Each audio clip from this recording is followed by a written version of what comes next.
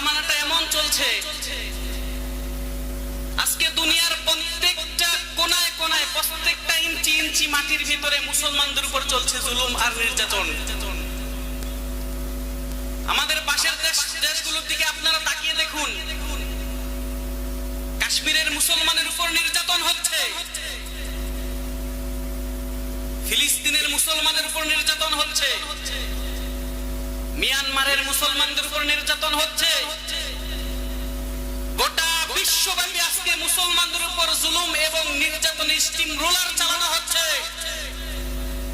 শুধু তাই নয়, আমার এই বাংলাদেশের ভিতরেও কিছু নাস্তিক বেঈমানের দলেরা ইসলামকে দেশ থেকে চিরতরে মুছে ফেলার জন্য ষড়যন্ত্রে লিপ্ত হয়েছে। কথা ঠিক না ঠিক? আমার ভাইরা, কিছুদিন আগে আপনারা দেখেছেন এক টাকলা, যার মাথার মধ্যে কোনো চুল নেই, সে বলেছিল আমার এই বাংলার জমিন থেকে ইসলামকে মুছে দিবে। আল্লাহ রাব্বুল আলামিন জুতার বাড়ি দিয়ে তাকে এই বাংলার জমিনের মস্তক থেকে, সিংহাসন থেকে নামিয়ে দিয়েছেন। আমি বলতে চাই, ইসলামের বিরুদ্ধে যারা কথা বলবে, ইসলামের বিপক্ষে যারাই যেখানে থাকুক না কেন, যে স্থান থেকে ইসলামের বিরুদ্ধে অবস্থান নেওয়া হবে, এই বাংলার জনগণ, এই দিঘির পাড়ার তাওহীদি জনতা তাদেরকে এই বাংলার জমিনে মাথাচাড়া করতে দিবে না, দিবে না, দিবে না।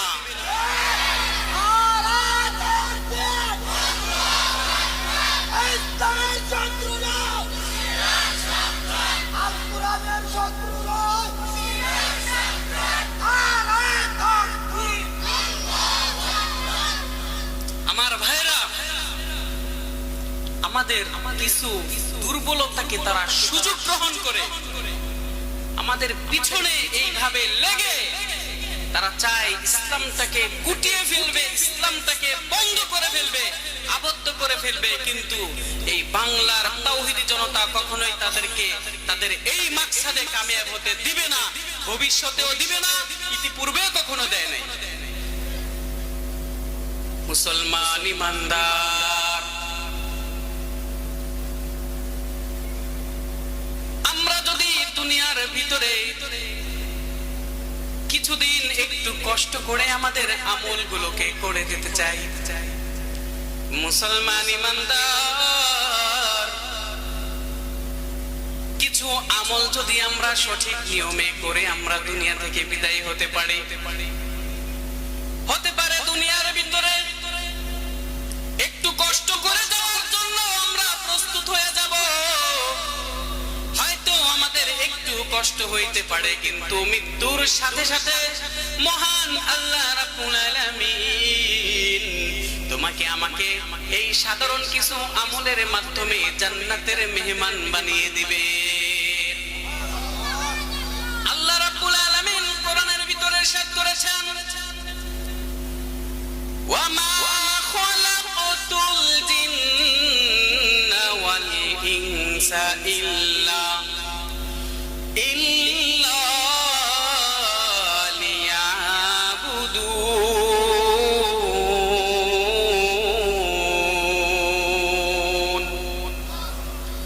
আমার আল্লাহ রাব্বুল আলামিন তোমাকে আমাকে একমাত্র আল্লাহ তাআলার ইবাদতের জন্য আল্লাহ তাআলা বানিয়েছেন। দুনিয়ার সবাই স্বার্থপর, একমাত্র স্বার্থহীন ভাবে যদি কেউ ভালোবাসে, তিনি হলেন একমাত্র তোমার আমার আল্লাহ। মা স্বার্থপর, বাবা স্বার্থপর, বন্ধু বান্ধব সবাই স্বার্থপর। আমার আল্লাহ রাব্বুল আলামিন দুনিয়ার ভিতরে সব কিছু বানাইলেন বান্দা তোমার খেদমতের জন্য, আর আমার আল্লাহ রাব্বুল আলামিন তোমাকে বানিয়েছেন একমাত্র আমার আল্লাহ তাআলার ইবাদতের জন্য। কুল ইন্না সলাতি ওয়া নুসুকি ওয়া মাহইয়ায়া লিল্লাহি রাব্বিল আলামিন।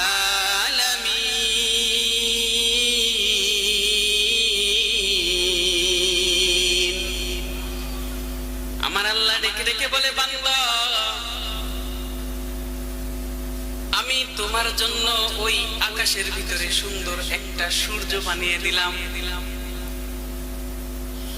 এরে বান্দা তাকায় দেখ, লক্ষ্য করে দেখ, দিনটা যখন শেষ হয়ে যায়, সন্ধ্যা বেলায় যখন সন্ধ্যা নেমে আসে, আল্লাহ তাআলা ওই আকাশের তোমার জন্য আবার আমি আল্লাহ তাআলা উদিত করে দেই।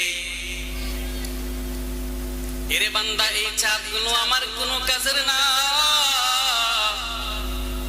এই চন্দ্র সূর্য আমি আল্লাহ তাআলার কোনো কাজে আসে না। আমি তোমার জন্য চাঁদ বানাইলাম, সূর্য বানাইলাম, নদ নদীর মাছগুলো আমার আল্লাহ তাআলা বানাইলো। বলে রে বান্দা আল্লাহকে যদি প্রশ্ন করো কেন আমাদের জন্য বানাইলেন, আমার আল্লাহ তাআলা ডেকে বলবেন, বান্দা এই মাছগুলো শুকরিয়া আদায় করবা। তুমি বান্দা শুকরিয়া আদায় করতে দেরি, আমি আল্লাহ তোমার এই নিয়ামতের ভিতরে বৃদ্ধি করতে দেরি না। আমরা একটু মুহাব্বতের সাথে জিকির করি, লা ইলাহা ইল্লাল্লাহ, লা ইলাহা ইল্লাল্লাহ। আসমানের মালিক যেই আল্লাহ, জমিনের মালিক সেই আল্লাহ, লা ইলাহা ইল্লাল্লাহ। আল্লাহ রাব্বুল আলামিন দুনিয়ার সব কিছু বানাইলেন বান্দা তোমার আমার জন্য। আমার আল্লাহ আদর করে বান্দাকে ডেকে বলে, বান্দা আয়,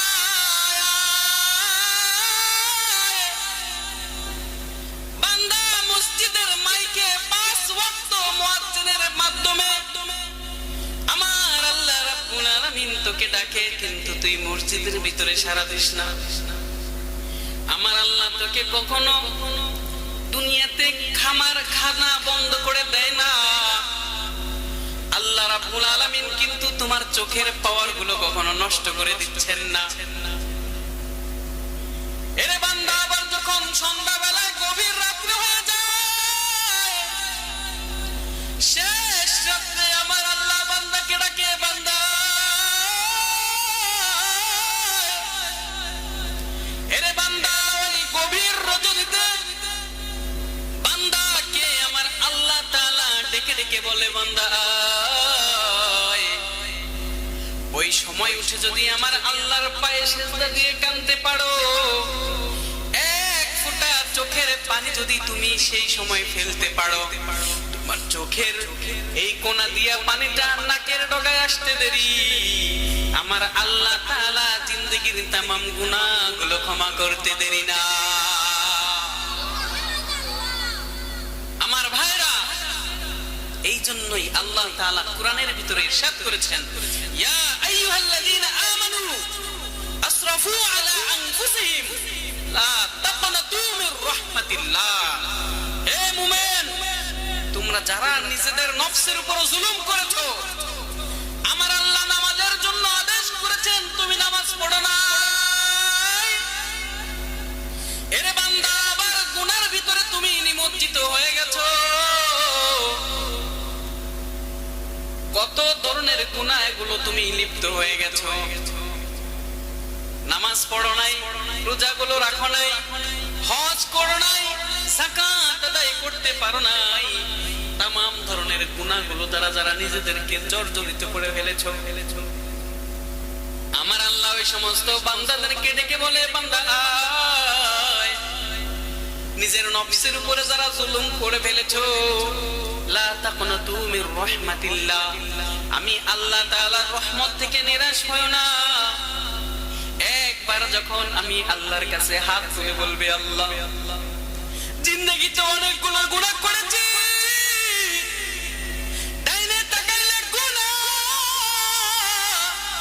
বামে তাকাইলে গুনাহ, সামনে তাকাইলে গুনাহ, গুনাহগুলোর দিকে তাকাইলে জাহান্নাম থেকে বাঁচার মতো কোনো স্বপ্ন আমরা দেখতে পারি না। নেক কাজগুলোর দিকে তাকাইলে আল্লাহ জান্নাতে যাওয়ার মতো কোনো আশা আমরা দেখতে পারি না। এই সমস্ত বান্দাদেরকে আমার আল্লাহ ডেকে বলে, বান্দা আমি আল্লাহর রহমত থেকে নিরাশ হইও না। আমি আল্লাহর কাছে এসে বলো, আমি আল্লাহর কাছে তওবা কর। আমি আল্লাহ এই বান্দার জিন্দেগির তামাম গুনাহগুলোকে maaf করে দিব। আল্লাহর নবী বলেছেন, কুল্লু বনি আদম খাত্তা ও খায়রুল খাত্তাইন আত-তাওয়াবুন। সবগুলো মানুষই হচ্ছে গুনাহগার, আর সবচেয়ে গুনাহগারের মধ্যে সবচেয়ে ভালো গুনাহগার হলো যারা আল্লাহর কাছে তওবা করে। নিজেকে ছোট মনে করে, নিজেকে ছোট ভেবে আল্লাহ তাআলার কাছে তওবা করতে হবে। উলামায়ে কেরামের কাছে যাও, নিজেকে সঁপে দাও, আল্লাহর কাছে তওবা করো। আল্লাহ ভুল করেছি, আল্লাহ তাআলা ক্ষমা করে দিবে। আর যদি আমরা একটু টেরামি করি, ঘাওড়ামি করি, আলেমদের কাছে যাব, আলেমদের কথা শুনবো না, ইসলামের কথা বলবো না। আর উলামায়ে কেরাম, মসজিদের ইমাম, মহল্লার আলেম বা কোনো আলেম যদি ইসলামের পক্ষে কথা বলে, কোরআনের পক্ষে কথা বলে, তাহলে এই আলেমের পিছনে লাগো, তারা খেদাও, তাকে জেলখানায় পড়ো। ঠিক না বেঠিক?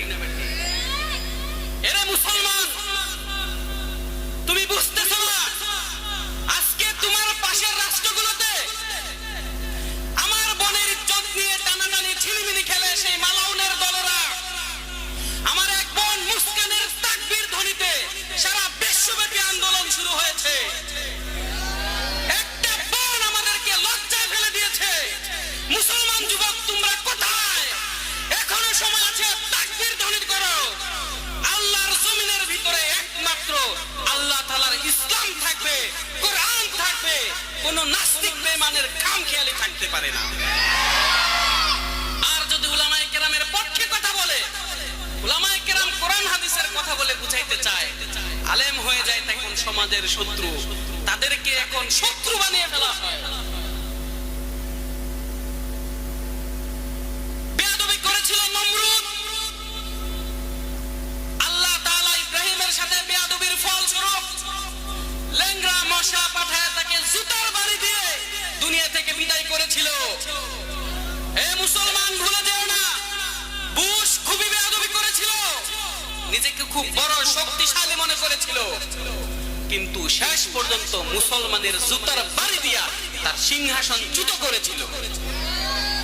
আমি বলতে চাই, এখনো যারা বাংলাদেশের মসজিদ মাদ্রাসাগুলো বন্ধ করে দিতে চায়, উলামায়ে কেরামের জবানগুলোকে বন্ধ করে দিতে চায়, এই বাংলার জনগণ কে কে কুরআনের জন্য, আল্লাহ তাআলার জন্য নিজের বুকের তাজা রক্ত দিয়ে নাস্তিক বেঈমানকে এই দেশ থেকে বিতাড়িত করতে রাজি আছেন? আল্লাহকে হাত তুলে দেখায় দেন।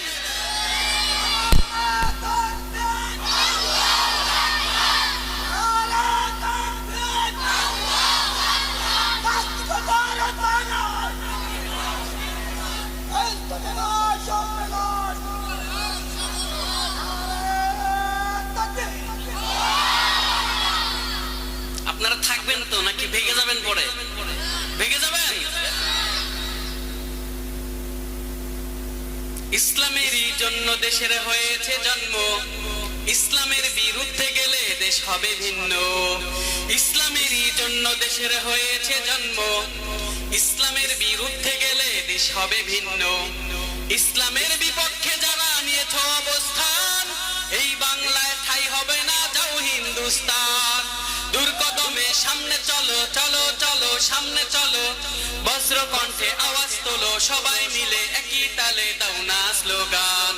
নারায়ে তাকবীর, নারায়ে তাকবীর, দিন ইসলাম, দিন ইসলাম, জিন্দাবাদ জিন্দাবাদ। মুসলমানের এই দেশেতে নাস্তিকদের ঠাঁই নাই, নাস্তিকদের পক্ষে যারা তাদের মুসলমানের এই দেশে